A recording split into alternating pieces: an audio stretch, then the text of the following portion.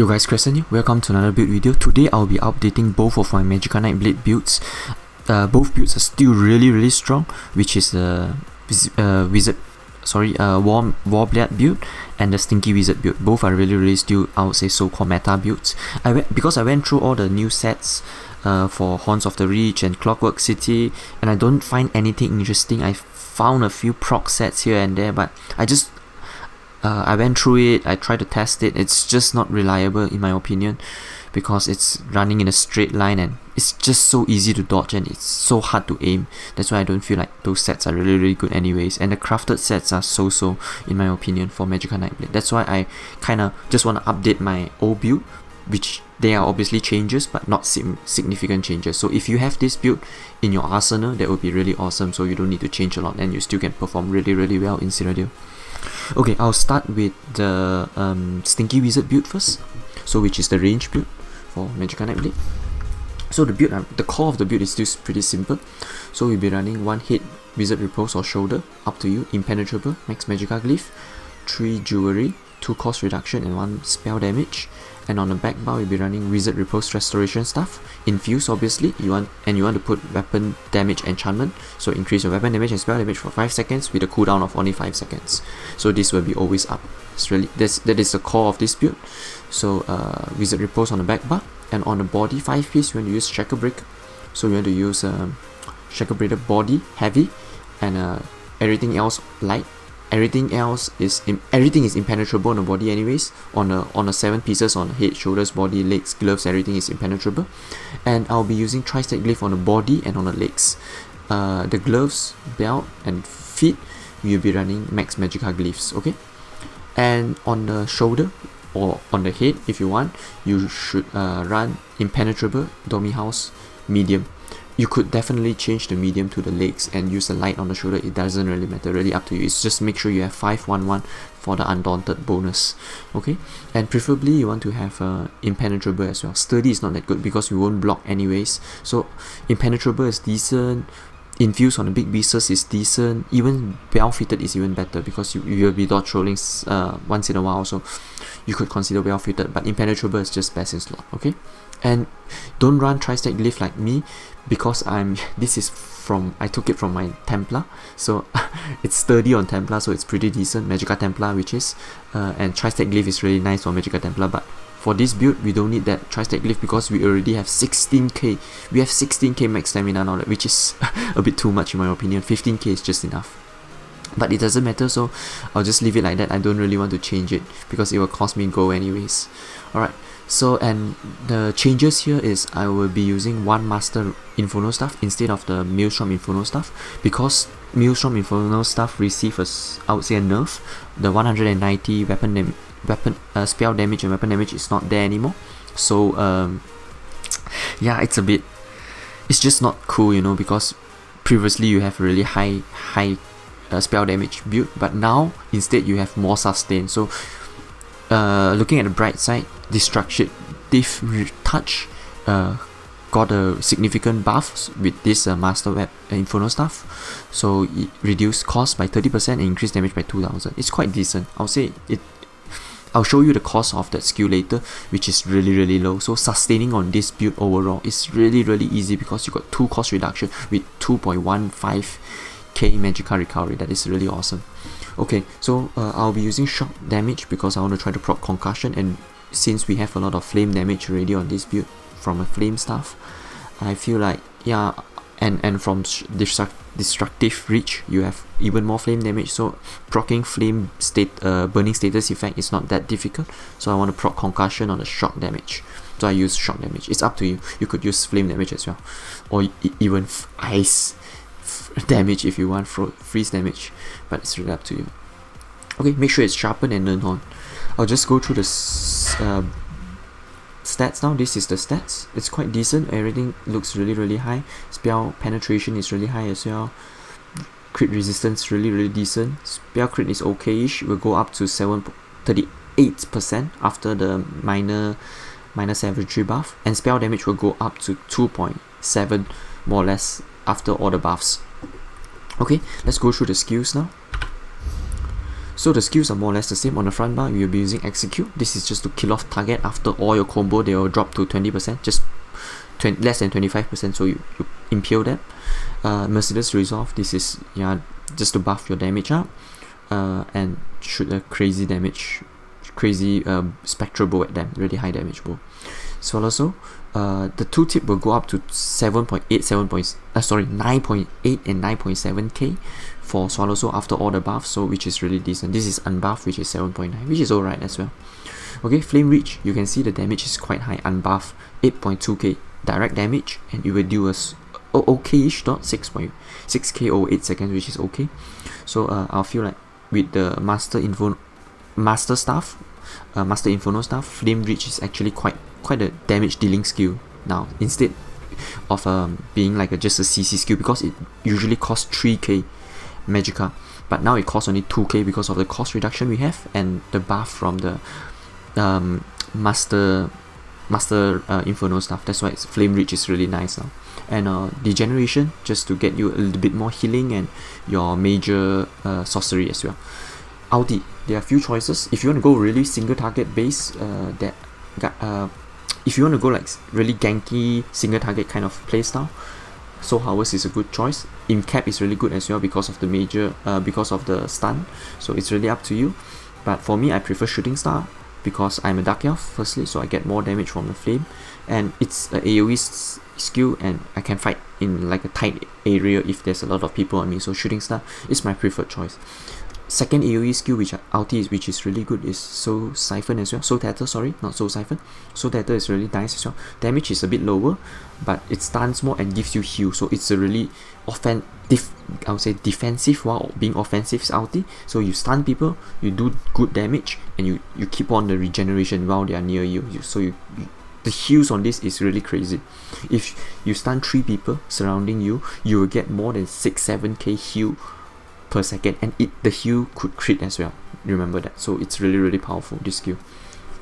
Okay, so on the back bar, but obviously Meteor will do the most damage because it costs the most. That's why I really like Meteor. On the back bar, we'll be using Crippling Grasp. This is your best dot in the game, one of the best dot in the game in my opinion. Doesn't cost a lot. Snap, immobilize people for 1.4, give you speed, good dot. It's just an overall really good skill. You need to use this skill. Shadow Image, if you know how to use this skill, it's extremely powerful. You can get out it's like a get out of jail free card skill. So you try to use this skill properly.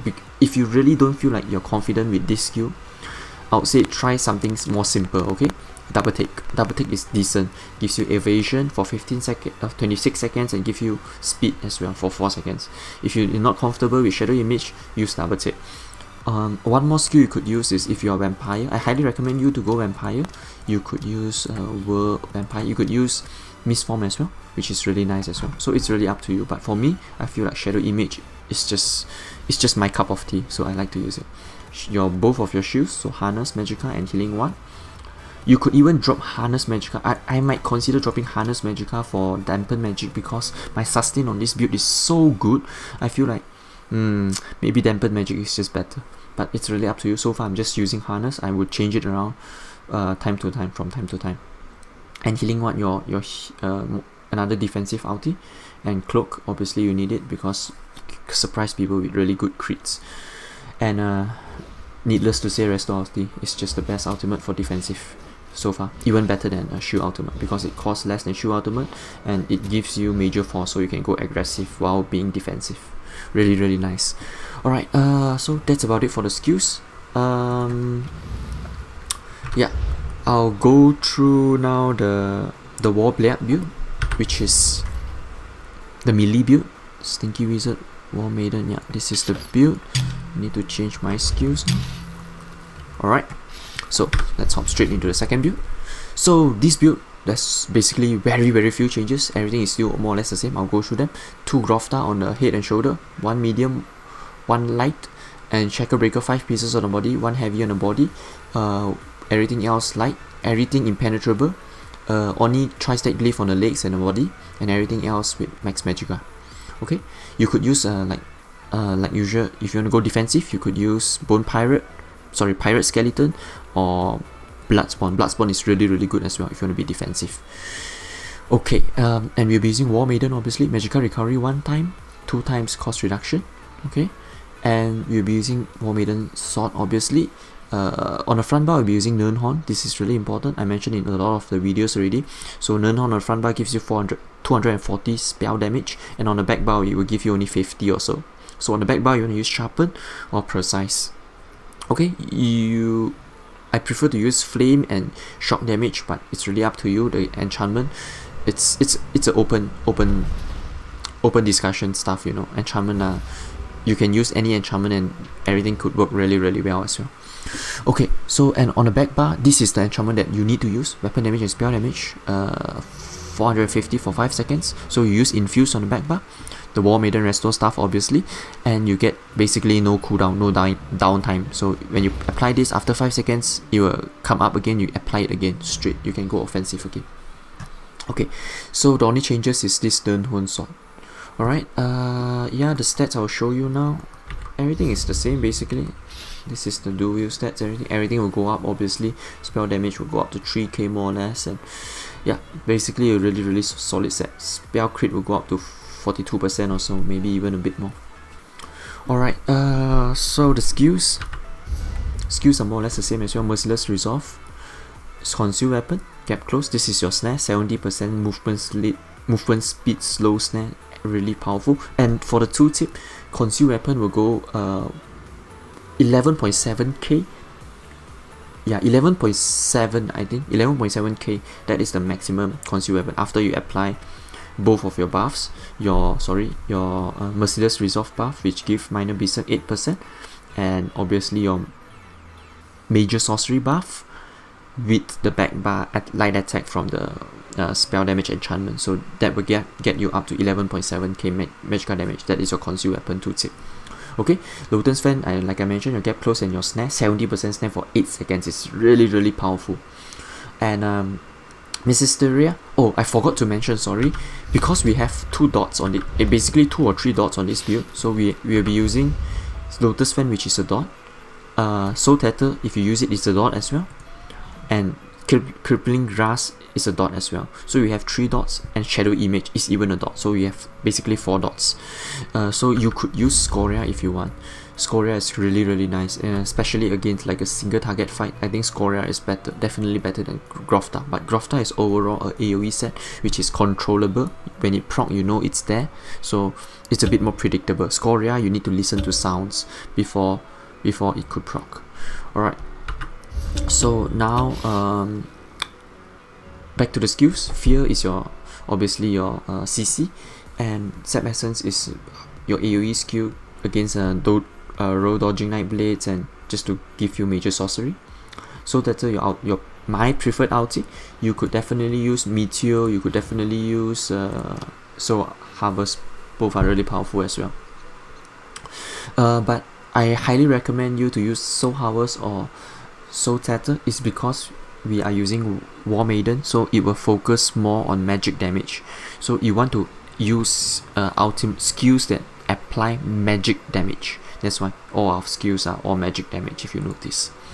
Okay, Crippling Grasp is magic damage as well, so it was a really good dot, like I mentioned previously. Shadow Image, your escape skill, and Harness Magicka, your shield, Healing Word, your another shield, Cloak, your invisible skill, just to get out from Zergs. And that for both of these build, you can perma cloak, no worries about it, because your recovery is really good, and the cost of cloak isn't that high, so you can perma cloak for days easily. And Light Champion is your ultimate, your healing ultimate. Alright, that's about it for these 2 builds. I would say that both of the builds are still really powerful. There's only one reason why I feel like War Blyat is slightly better, is because of Myat's add-on. So Myat's add-on, obviously when you go cloak and charge up a heavy attack, people will see it coming, so that is kind of disrupt your combos from the previous build, which is the Stinky Wizard build. But definitely you could still make it work. It's even if people use Myat's add-on, if you time your CC properly with your ulti and everything, people will still die, no worries about it. And since they buffed a small buff, actually, not a big buff. Merciless Resolve, so there's no 0.3 or 0.4 second launch time, you know. Previously you shoot it and you have to wait a bit before you can weapon swap. If you weapon swap straight away, the skill won't proc. So I would say Merciless Resolve is slightly in a better place now, but the downside is you still need to apply 5 heavy or light attacks, which is a lot under pressure. If you're in a 1v1 or 1v2 situation, it's fine, you still can do it, but it's like a 1v3 or 1v4, you got no time to do a lot of light attacks. So that is the downside of this build, unfortunately. I mean, downside of Magicka Nightblade in general. The burst is a little bit hard to, you know, it's not so accessible like a sword. You just apply a curse, boom, you throw a shot straight, you can deal a lot of damage. So yeah, that's why Magicka Nightblade is a bit hard to play, but it's still alright. You just need some practice, that's all. Okay, I would say, yeah, if I'm not mistaken, I didn't mention the Mandus. We are Vampire Stage 4, we are using Archonot Manderstone, and we'll be using Witch Mother Proton Brew. Okay, and the potions, poisons, you can refer to my previous video. I will link them in the description below. And I think that's about it for this build. Thanks for watching. Make sure you throw this video a like, that we really appreciate it, and subscribe to my channel for more ESO videos, and I'll see you guys in the video. Okay, bye bye.